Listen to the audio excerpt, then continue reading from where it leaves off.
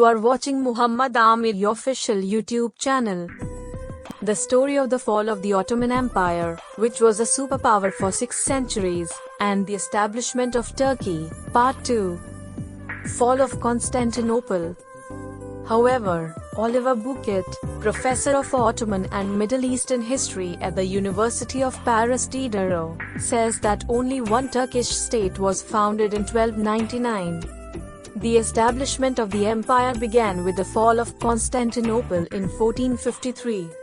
Riding a white horse as a symbol of victory, Sultan Muhammad II entered Constantinople and ended 1,000 years of Byzantine rule.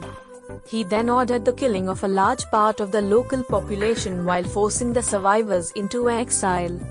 After it, Sultan II repopulated the city by bringing people from other parts of the Ottoman territory.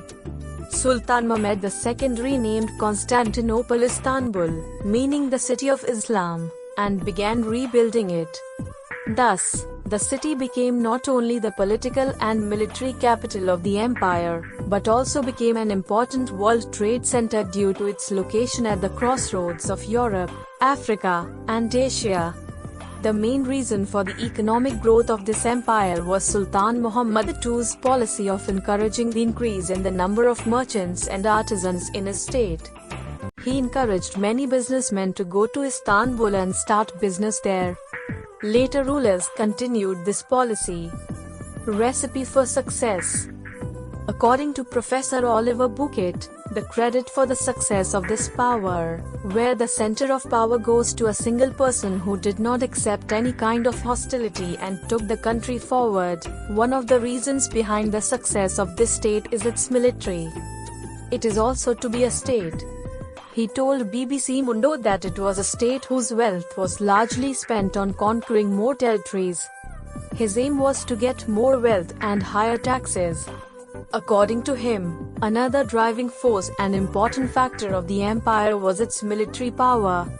The Ottoman army's attacks were very swift and had special forces, such as the famous elite corps of Janissaries, who guarded the Sultan.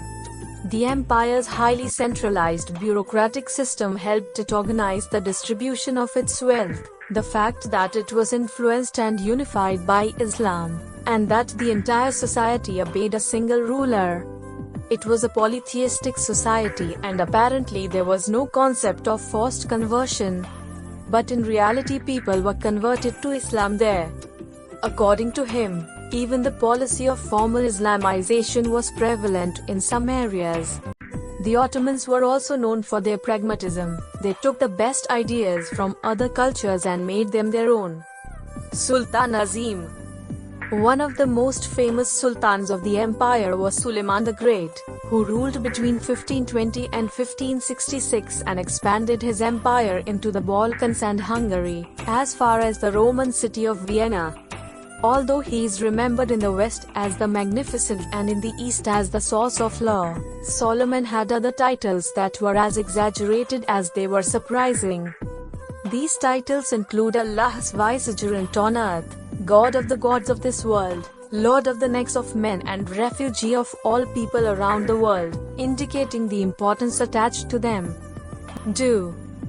His most controversial title was Emperor of the East and the West, which historians see as a direct challenge to the authority of Rome, which at the time had been eclipsed by Ottoman authority.